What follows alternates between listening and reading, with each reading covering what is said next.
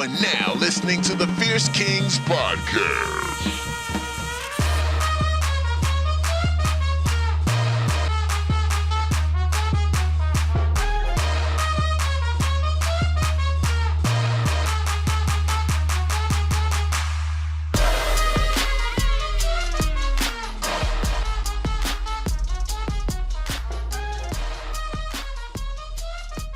Yes, episode 16. My name is Paul. I'm with the one and only Stu Fierce, and you are now listening to the Fierce Kingz podcast. Stu, what it do? Baby. Spring cleaning season, man. It's that time. It's that time, and I hate it. Are you is this a big weekend for you for spring cleaning? It is. And, because my wife has been away, it looks like Animal House in here. You know what I mean? It's a bit of a frat party. It's a bit of a frat party. And I mean, with all the stuff that's going on in the world, no one's coming over, but it's just that nobody knows it looks like a frat party. Yeah, exactly. And you sort of let it go. And there's just so much future me will deal with it. Sure. So today was the kickoff number one. Mm-hmm. And you should have seen my car. Forget about even the inside of the car. Oh, I mean, the car itself is a piece of shit, but it's I was out there before even getting to my home, I had to get in there, remove all that stuff from it. When you're taking out the mats and all the garbage, leaves and shit that was at the bottom of your shoes, throughout the winter and all that. You're finding old Gatorade bottles from a year and a half ago underneath the seat or whatever, and it's just a disaster. And then you're getting a handheld Dyson and you're trying to vacuum it all up. Yeah, and then you got to tackle the house. The house. I bet you when you clean the car, you're like, fucking rad. I did it. That's nice. We're good to go. It smells good now. But then you walk into the house, you're like, fuck. Well, it's just another big kahuna. Yeah, it's just another war, right? So you've beaten the first battle, and then you're getting into the boss. It's the boss fight. It's the boss level because then you've got so many Bowser from Mario. Yeah, you got so many elements to it too, because you got the interior of the house, and then fortunately enough, we've got quite a bit of land size, so the backyard. So I tried to do this because everything was closed. I tried to do this backyard ice rink, and I got one of those liners, and you fill it up with water. It took me 2 days just to fill the bloody thing up. Sure. And the kicker of it never froze. It never froze, because this winter was... Yeah. It was so-so. So then, of course, for the past several weeks, there's just been this gigantic bag of dirty water that's hanging out in the backyard. And so today and then not to mention all this other stuff that's blown around in the backyard and flown all over the place. So I had to go and try and slice open the bag, get rid of some of the water, fold it all up, clean all that other stuff up, and then go into the house and do all that sort of shit. But I will say one thing, and I think this is sort of phase one. I think realistically it'll probably be 3 weeks of every sort of few hours Saturday, few hours Sunday kind of thing. But my God, do you feel good? Once you sit down and have a good sit on the couch and you're looking around. And you're like, damn, this place is looking pretty crispy. And you know what the clincher is for me? So completely agree with you. And I know that feeling. When I do that big clean too, and I think we're doing ours pretty soon. We set up the patio earlier, but that's its own beast. Mm-hmm. But when you air out the house, do you know what I'm saying? You open up the windows from both sides and there's you're kind of just airing it out. That feels nice. That. There's no house smell. Yeah. Just for a couple hours, there's no house smell. But you're just we're clean or we're getting there. And that's a great feeling. You know what I'm saying? Oh, absolutely. And I think one of those things for me in particular, I'm by no stretch any sort of neat freak, but I definitely don't like clutter and definitely not grime. You know what I mean? Like, I don't mind, you got to like, your sweatpants are laying over the chair, or, you brought in some materials from, your toolbox, or for me, I paint a lot. So things like that, painting materials or something, you put the bag down on, next to the couch or something like that. So it's an extra sort of bag or whatever there. Yeah. But I definitely don't like seeing like dirt or like food stuck in the rug or whatever. So it's like you that was getting to that point for me, and I was like, this is a fucking disaster. Yeah. And it reflects so poorly on your character too. If God forbid you had someone over, they'd be like, damn. They judge you. They'd be like, this guy's a slob. Right? This guy's a fucking and you might total not be a slob. slob. You just been slammed, and there hasn't really been maybe an opportunity to make this overhaul to take place, and maybe you accumulated a couple of additional bottles or garbage bags full of shit that maybe you should have took out earlier. So just to finish on this, I had a question. What do you think about maids? Because I brought this up to my wife.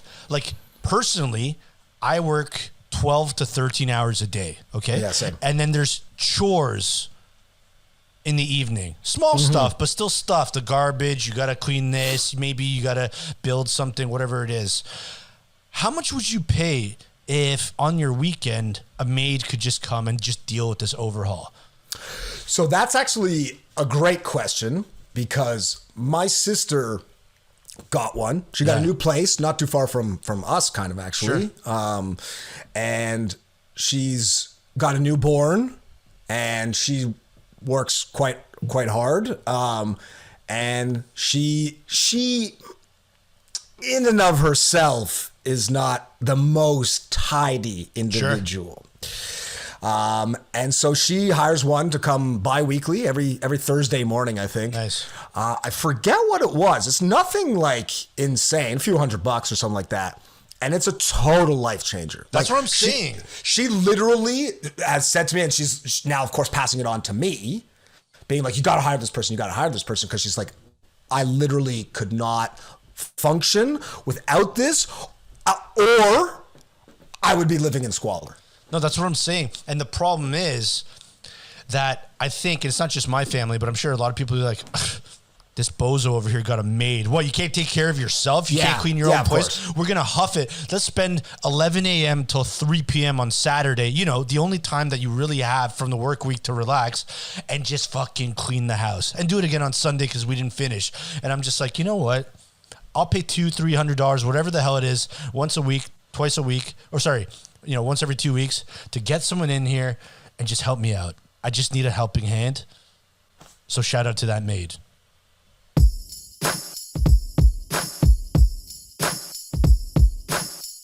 You are now listening to the Fierce Kingz podcast.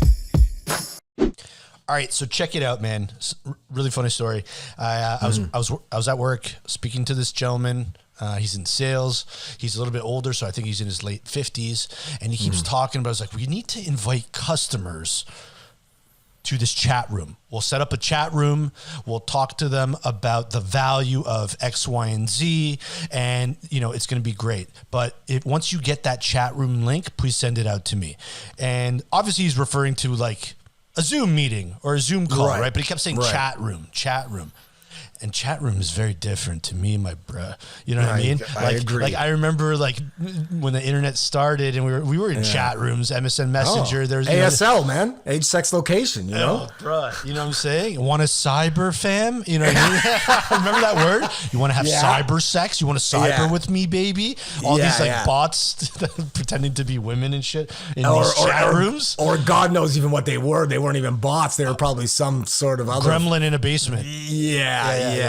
Anyways, so I actually went for a Google search after this because I was just like dying. I just typed in chat room, and the first thing that came up was chat roulette.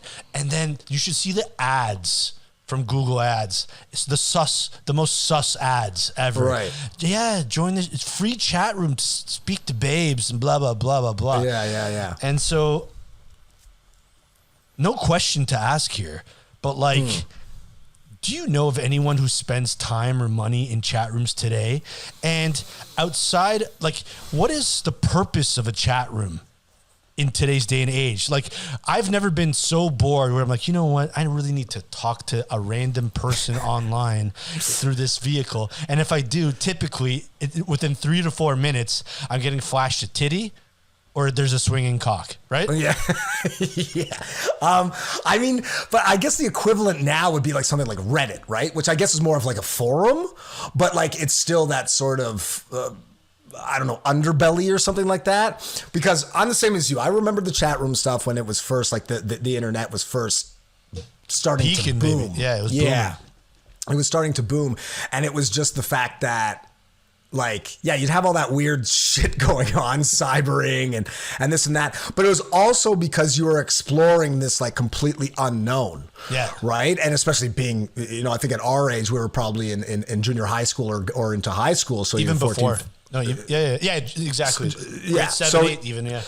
But so you're kind of like, what the hell's going on? I want to explore this. And I even remember more often than not, like we would be like together. There would be like 4 of us at one of our family computers. Sure. And then you're cybering with, and I'm doing air quotes for those who can't see, with some, I would assume, some pervert that's like 55 years old on the other end of the computer, but you're just like, I want to see this thing out, right? Yeah, but I need to know more. I need to explore more.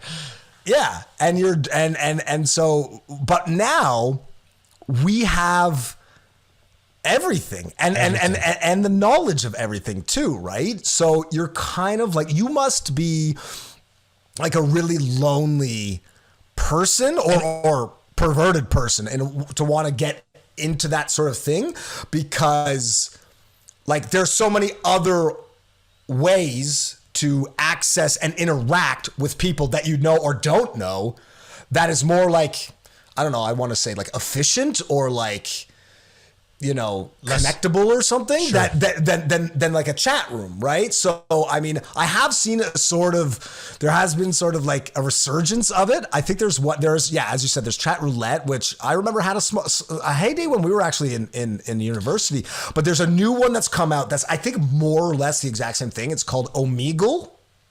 Okay. And there is some nefarious activity that happens there. Yeah. I guess what I'm trying to say is like, let's a day in the life. Okay. So check it out. So forget about who I am, my life and all this stuff. This is the situation. I'm in my late 30s. I'm by myself. Maybe I'm lonely. Right. And it's 9 p.m. on a Friday. Right. I just had my pizza. Right. Mm-hmm. Gladiator starts at 11 p.m. Mm-hmm. I don't have many people to talk to, so I'm literally just waiting for this movie to start. And I go to, and I think to myself, I'm going to go and speak to someone from Brazil. And I'm just going to ask them, tell me about your life. Right. I want to learn. Or I'm going to talk to someone who says they're from Brazil. Exactly. And then they show up on screen. You're like, hey, how are you? Oh, I'm from Canada, eh? Funny accent, isn't it? And you're from Brazil. Yeah. Then what? Nice to meet you. We should meet in person. I don't think so. Like I said, I think what happens within 10 minutes is like, well, do you want to show each other our private parts? Well, it's always fringe society, right? Like these things are always geared towards people on the fringes who are already sort of maybe feeling disenfranchised or potentially a little bit more, you know, mentally, you know, less with it or something like that because of isolation, potentially mental health things or whatever it might be, that they're like, I have to go now seek out something that is so far out of my general purview or general scope that's going to somehow fulfill this appetite. And you're like, dude, talking to some person who says they're from Brazil is not a real relationship. It's just as simple as that. But don't they have niche chat rooms now? Like, for example, I bet. Like, see, that's what I'm struggling with. Like, why do I need to go on chat roulette? Like, where's the fun? It would be like, you know what we should do, bro? Like, let's say there's no COVID and we're just hanging out. Like, we should totally go on chat roulette and just meet some fucking chicks from Brazil and just say what's up and blah, blah, blah. And talk and learn and be friends or something like that. Like, there's no time for that. You can go on, you know, what is it called? cam soda or whatever it is and just go straight into it.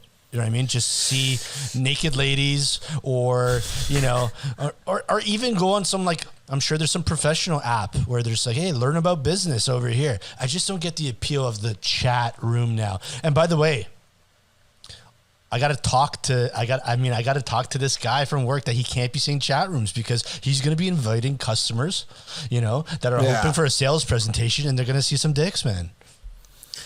Well, that would be even more hilarious is that because you're thinking, yo, like you can't say chat rooms because there's a certain connotation that comes along with that. And there's a sort of, you know, history that comes along with the word chat rooms. But maybe he in himself is thinking, no, I meant legit like chat room. I want to show my PP to potential clients. I got a great PP. This is my way of bringing new business, and this is my value to the company. You know how with a lot of different, like, let's say like restaurants, certain establishments where they have women that are quite endowed at these places in order to maybe sell things and bust up the tips a little bit. Maybe that's his ploy. He's like, listen, this PP is 9.5 out of 10. If I can get some people in the chat rooms and I can flash my ding-a-ling, I guarantee you we're going to get sales through the roof. Our stocks will rise high. And you know what? Maybe these customers are like, they're getting these invitations to like a private chat roulette thing. And they're like, I think he fucked up here, but we're down. Yeah, you might get some fringe people to want to go check out this chat room. More often than not, if you're going to see an invite, if you get an email invite, like take a look at it from the broader scheme of things. If you get an email invite that says like, Joe Schmo invites you to chat room, you're going to be like, that's fucking spam, man. I'm not going to I'm going to get a virus here. I'm going to get a virus in my computer and in my body because it's just a pain in the ass. But maybe there are those people who are legit like, well, let's see where he's going with this. Yeah, I have nothing to do on Saturday afternoon. Maybe I want to see a PP or two. And then maybe you show up to work on Monday, you know, and then freaking Henry shows up to work. And it's like, Henry, we missed you at the chat room last week. Yeah. Yeah. No, it becomes a new club. Yeah. Maybe he doesn't get his promotion. Club. Maybe he doesn't get his promotion. Like, listen, you want to fucking get down with the squad here? You show up to those chat rooms early and get ready. Yeah. He's like, if I don't see you on Lemon Party, we're going to have a big problem.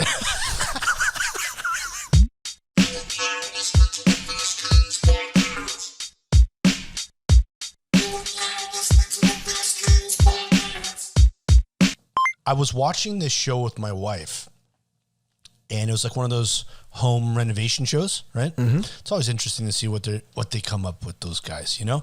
Right. And they were introducing the folks that I guess were getting this amazing new renovation, and she was like a real estate agent, and he's just like, I've been a mixologist for 30 years, and he's in his 50s, and I'm just having a really hard time taking a mixologist seriously. So that's the question for you. Can you take a mixologist seriously? Like if you spoke to a mixologist and he was giving you stock tips, would you be like, dude? Well, like, really, isn't a mixologist just a bartender? Like when it kind of comes down to it, and I know, and I'm sure this would offend mixologists out there, as they would say that there's a more like intricate and knowledgeable thing towards the thing, but that's really what it sounds like to me. It's like I'm a bartender who's probably incredible at making drinks. I'm not taking anything away from that perspective, but because maybe I don't want to make it seem like I'm a restaurant person, because there can be some sort of stigma alongside that, I'm going to call myself a mixologist, trying to almost sound like scientific or something, like you're some sort of genius. Beverage chemist. You know, libation engineer. It's like, you're kind of like Dude, like that's dope. And hey, shit, I've reaped the benefits of many mixologists in my day. But like, let's cut through the shit here. You're a glorified bartender. You're a bartender that makes a good drink, and maybe you flip a couple of those tins around on your arms or whatever. Yeah. But so like that to me is one of those things where it's like, is by utilizing that term, they're sneering at bartenders. They're saying I'm better than a bartender. They think they're better than bartenders, right? Because you could probably. Do you think there's ever been a situation where there's like a group of bartenders, right, working, they're doing their thing, they're great at their job, but the mixologist, look who showed up! It's the mixologist is here. You know what I mean? Well, I bet that there would be a situation where sort of like very, cliche high school-esque, where it's like, that's the bartender table and this is the mixologist table. And I bet when the mixologists are all together, they're pointing and laughing at the bartenders, look being like, look at these guys. They don't even know, what a fucking Tennessee top hat is. Did you make that up? It's actually a mullet. Oh, it's a style of hair. Oh, that's fucking hilarious. You should Google it. I will after this. Okay. So when I looked at him, I'm like, of course you're a mixologist, because he was wearing this shirt that was open so you could see his chest hair. They had like I don't know if I'm saying this right, but it was like a flared collar. So it's like, how like you have a collared shirt, but sometimes there's buttons, so it's like nice and tight around your neck. His wasn't. It's like a disco like a stew. big lapel. It's like Disco Stew or like John Travolta in Saturday Night Fever, where like the collar's like beaming out to the sides, right? Yeah, and it was like purple and it had some patterns on it. I'm like, all these mixologists love these weird outfits, you know what I mean? With the button down, and they might have like spiked hair. There's a look when you're a mixologist. Mm-hmm. And I secretly think too that a lot of these mixologists have like a side business or like some kind of, side hustle. And it's typically, if I would guess, it's like they're a part-time magician. Something that you've got to be like their weekends. I mean, you got to be pretty outgoing. For sure. Like I think magicians are pretty outgoing, even though probably their origins are nerdisms, because what brings those people to do that? And don't get me wrong, I love a good magician. Like I think that shit's sick as fuck. Dude, when someone does a card trick, I was in Barcelona once on like just smoking a cigarette when I'm 20 years old in some friggin' plaza. Don't ask me to read it out. And this guy shows up with his crew and he's hammered, but he's got a deck of cards and he's doing this trick, okay?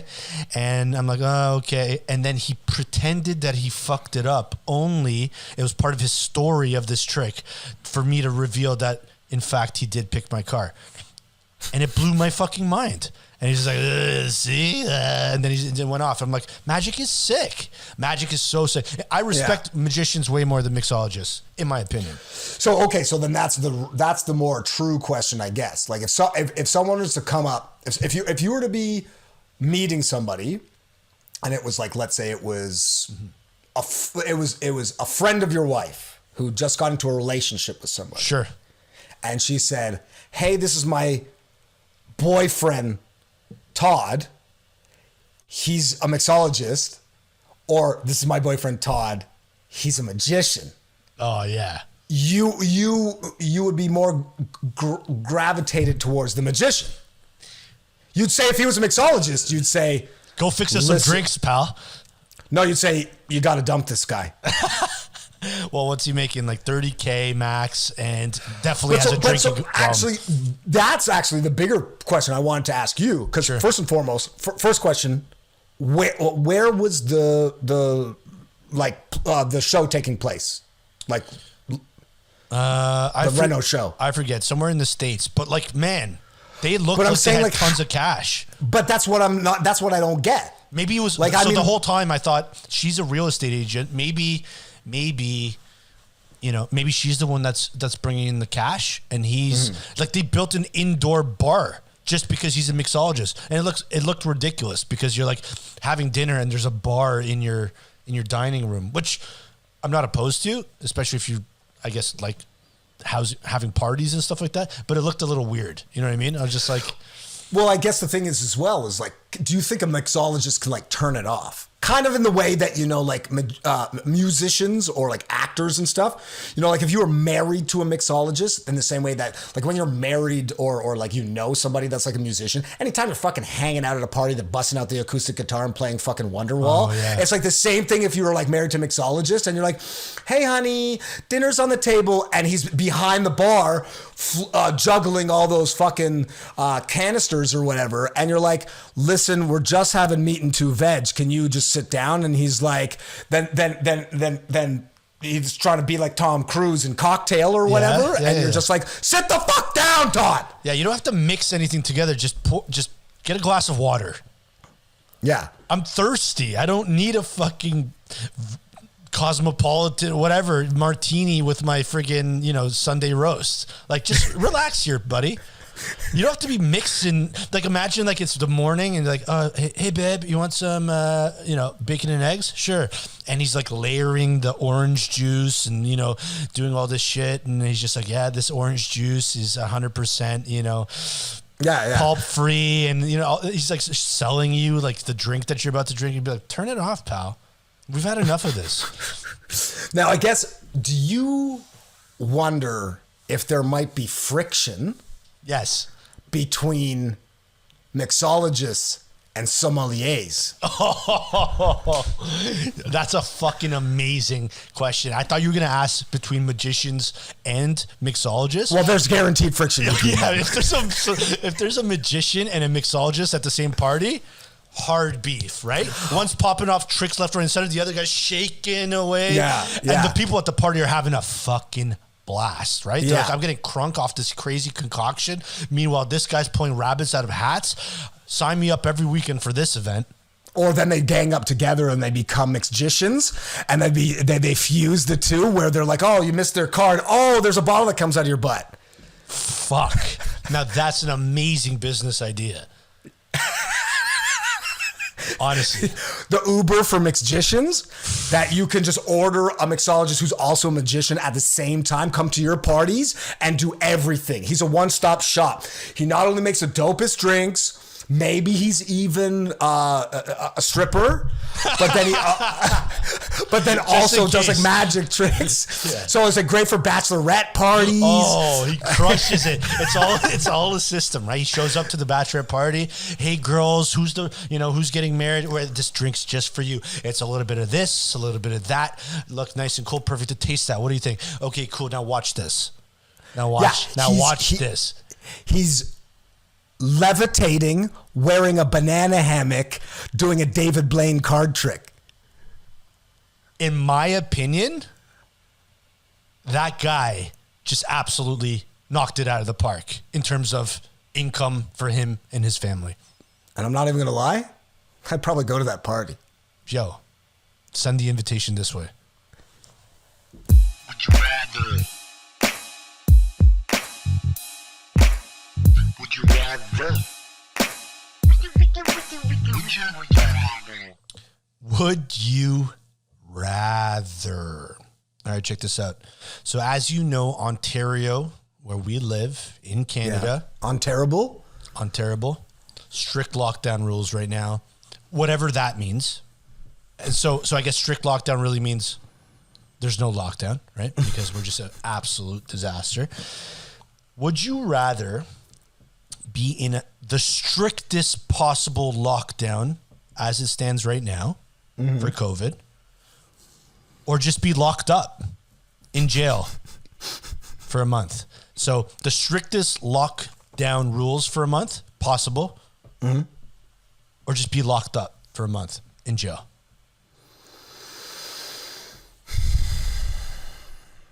Honestly, I mean, I don't think jail's a picnic, but at least you've got friends.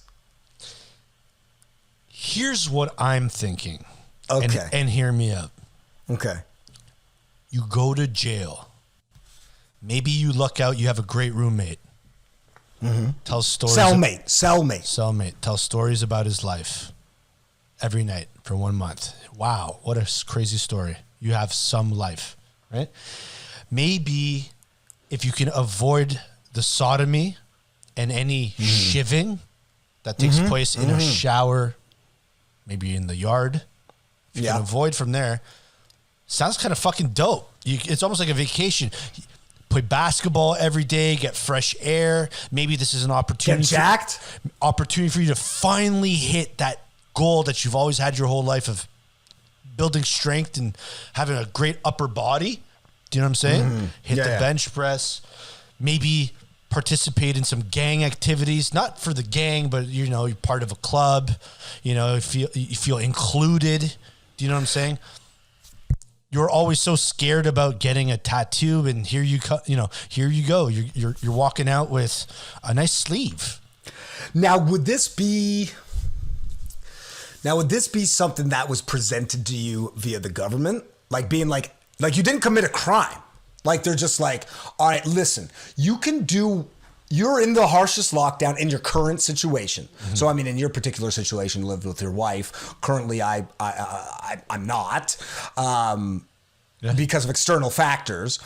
Oh, so they're like, so you got to do the harshest lockdown as is. Sure. So whatever your current situation is, or you can go to jail and like take that risk. But like you're not getting arrested. You're not, there's no permanent record. There's no nothing like that. It's just like, this is what we're doing starting May 1st. Yeah.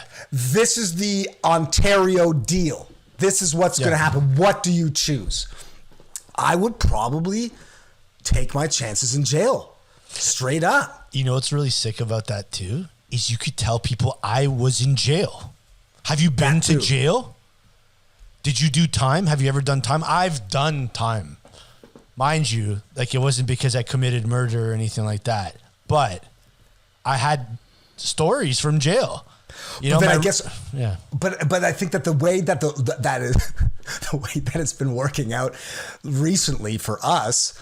Imagine you're in jail. You're in the yard. You're fucking getting a pump on. Yeah. And then on the like megaphone or whatever that's out there, Dougie Ford comes up and he's like, listen, we're extending lockup another 2 weeks. You end up doing life in jail? You did, because you're like, you went in just being like, yo, I'm on the assumption that I'm doing 30 days here and I'm about to get the fuck out. I'm going to be ripped. I'm going to have a fucking Thug Life tattoo on my belly. And then all of a sudden, next thing you know, you did 12 months?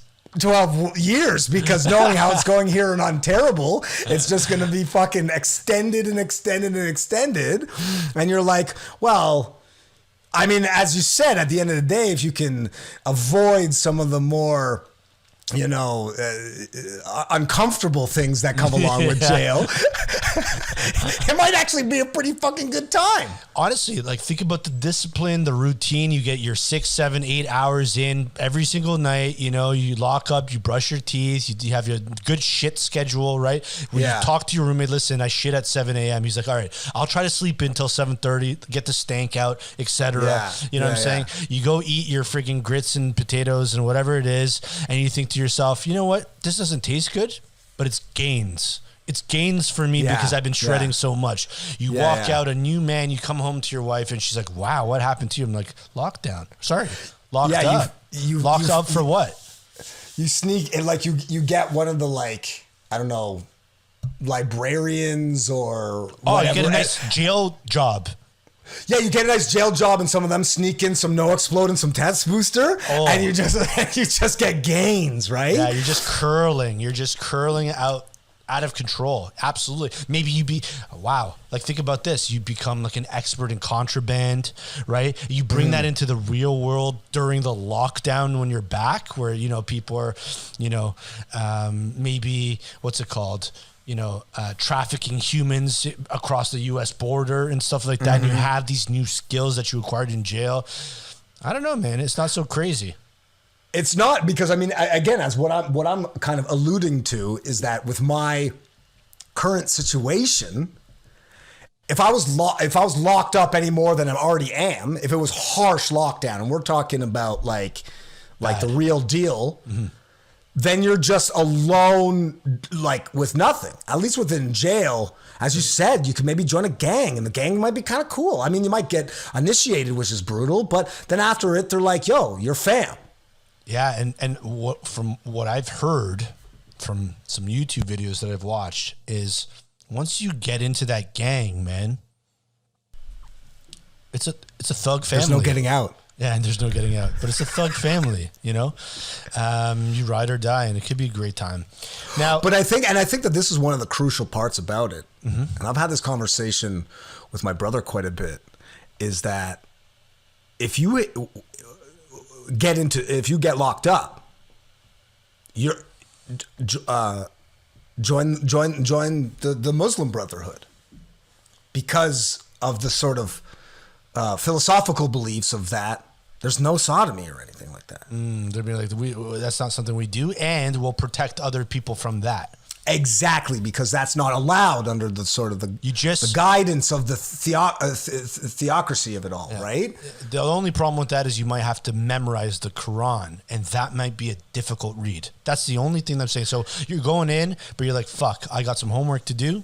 It's a small price to pay to learn some Arabic than to get something shoved in your ass. I'd say we'd all take that deal. You know what I mean? Now, see, so with the lockdown in Ontario, yeah, this is why I go to jail for a month, right? Okay. Have you ever heard the term, there's no place like home? Mm-hmm. There's no place like home. Dude, coming home sucks now. I've only been spending time at home. There's better places than home. Like when I'm out grocery shopping sometimes and we're driving back to home with my wife, and I'm just like, surely there's something else we can do than go back to the couch at home. Yeah, I mean, at this point, because of what the hell is going on, you're saying to yourself, there's no place like not home. There's no place like home, like not home. Away from being at home. Yeah. Because, I mean, I think that's one of those things that affected me as well, is like for being at home for so much that I was working from home for a while, and then now I eventually started going into work, and there's like a necessity for it, but also I've started to actually really, really enjoy it because that's where I feel like I'm locked up. I'm with these people in the trenches doing this work, but at the same time, I'm like, I'm with people. Nice. Because you're like, at least there you get to. That's your home. That's your home. You get to, sort of, see each other at the fucking water cooler. I mean, 6 feet apart or whatever. Mm-hmm. But it's just like, you truly do realize how important the like sort of social element to people is. And especially a guy come from me, like who's a pretty like misanthropic sort of guy who generally thinks, people are the worst, that you're just like, wow, I need people here to have some sort of sense of being. Is it possible that you, being someone who hates people, needs people more than ever? I think there is no absolutely zero doubt about that. You couldn't do it without people, and these are the people you hate the most. And I think that probably has made me want to like to hate people even more. Like you hate so many people, but without them, you wouldn't be you. It's a symbiotic relationship. My hatred for people and the people that I hate. And my hatred is the is the parasite, and the person is the host, and they need to work in tandem in order for me to feel like some sense of like purpose in life.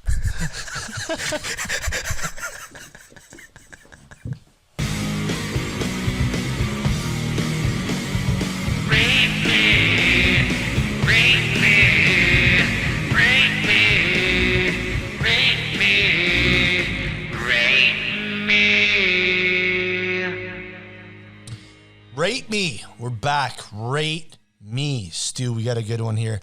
I know you love chips. Mm-hmm. I love chips too, man. Honestly, if someone gave me like an ultimatum, they're like, oh, steaks and blah, blah, blah, blah, blah, but no chips, maybe couldn't do it. I don't think I can do it. I love chips. So today, Rate Me, we're going to do chips. Remember the rules. There are going to be 3 types of chips, okay? And then you got to say which one. It's a top 3, I suppose, but number 1, of course, is dope. Middle one is dece. last one is whack. Okay? Yeah. So check it out. These are the chips we're going to be rating today. Number 1, ketchup. I'm not calling out a brand. There's many brands that do ketchup, but we're talking about ketchup chips, okay? Number 2, all dressed. And if you're from the US, I don't think you have all dressed. They don't have ketchup either. Incredible. You guys are missing out. Let me tell you right now. And then number 3, barbecue. Okay? Barbecue. So hit me. So this is a situation similar to last week. Please go. I like them all, baby. But if we're like, you got a gun to your head. You got to put them on the pedestal. You got to put them on the podium. Whew. I mean, I think for me, I'm probably going all dressed, dope, ketchup, Dees, and barbecue, whack. Now the dope and Dees, ketchup and all dressed, they are neck and neck. They are,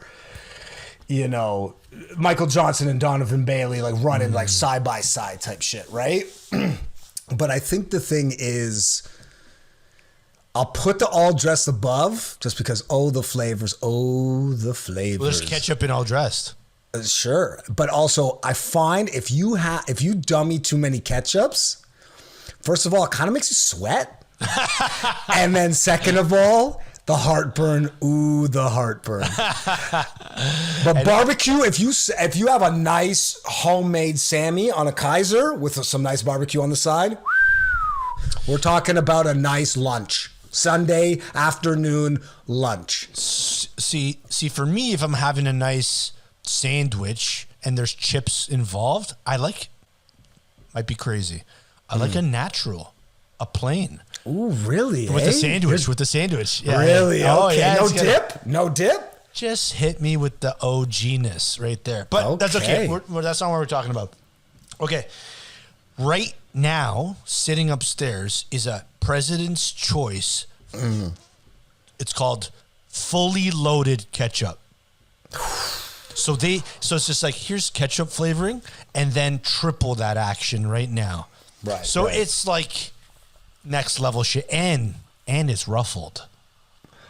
Okay, so here's the thing for me. Go.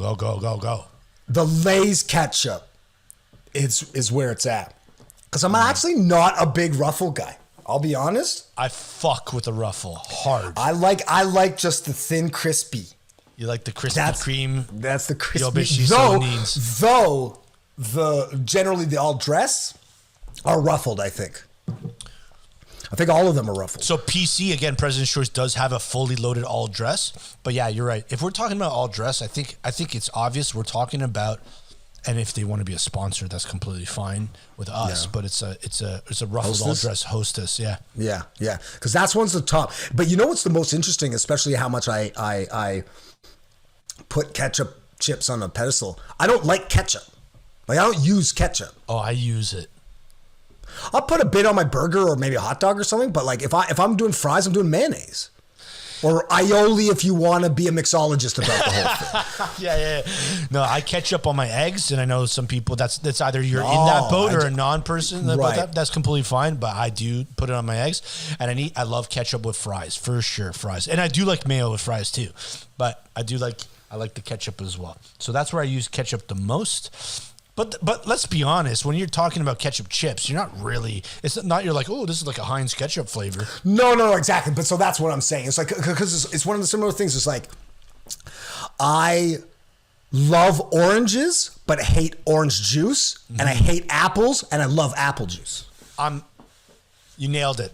I can't eat an apple, man. I bite into an apple, I have like a 10 to 15 minute, nails on a chalkboard? Yeah. That feeling, you get goosebumps. That happens when someone bites in an apple next to me. I can't do it. But I love apple pie. I love apple juice. I love apple things. I mean, just to that point, it's not even when I eat the apple. It's if someone else eats the apple. Both when I eat it as well. But when someone else eats the apple, I get like the shivering, tingling sensation throughout the sort of the back of my body. I just got it right now thinking about it. Yeah, straight up. Yeah. There's something about that like wet crunch. Yeah. That maybe it's the skin. I think it is a skin, but the thing is, I told my mom about this phobia of mine or whatever the hell it is when I was really young, and she would peel the skin off. And it still doesn't really matter. work. It's a mental ting. You know what I mean? Like I'll bite into them like this is much better, but I'm still thinking about that skin, or I see the skin over there. It's a Granny Smith, bro. If a Granny Smith just rolled by me like a fucking Western movie with a tumbleweed, instant shivers. It's like a kryptonite for me. It's so fucked up. And it's weird too because I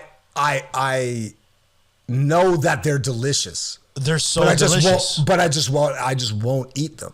Can't do it, bud. Can't do it, bud. Okay, cool. So ketchup are dope. We know that all dress are dope. Let's talk about barbecue because it sounds like you added barbecue into whack. And for me, barbecue are whack too. But they're not actually whack because I do like barbecue chips. And the Lay's, it's the black bag. Yes, barbecue the black bag is delicious. But even the black baked are pretty fucking dope too. But I don't know if you've seen this. There's a Lay's. It's called Old Fashioned Barbecue. And you can't get it everywhere, but they have them at Metro. Shout out to Metro.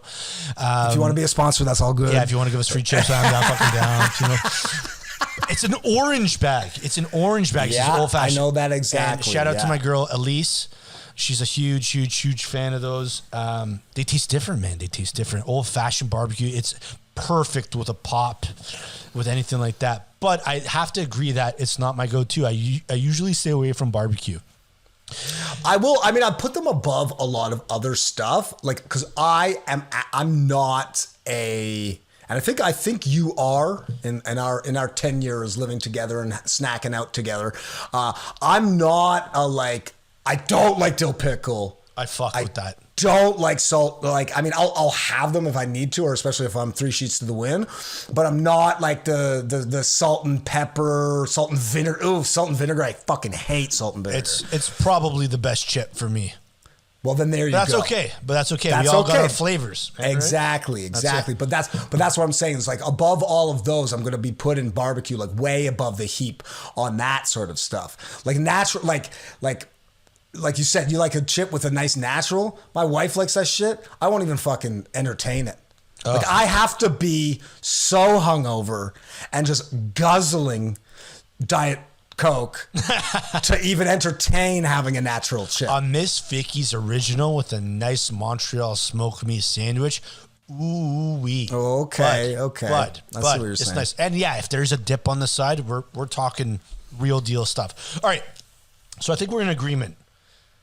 All dressed in ketchup are really up there for the top spot. Let's call it all dressed ketchup. Yeah. Whack is barbecue, no problem. Yeah. Let's talk about some of the alternative flavors that maybe if we had a top 5 and definitely a top 10 would entertain a spot on that podium. And I want to call one out. Let's go into Doritos specifically, okay? Yeah. We all know about the nacho, right? Or I guess cheese is a class. Delicious. Everyone loves it. No debate about that. But then there's these alternate flavors. We're talking about Cool Ranch. We're talking about sweet chili heat. Right? And actually, I want to focus on those two. Do you fuck with A, Doritos, and 2, Cool Ranch or sweet chili heat and some of the other variants?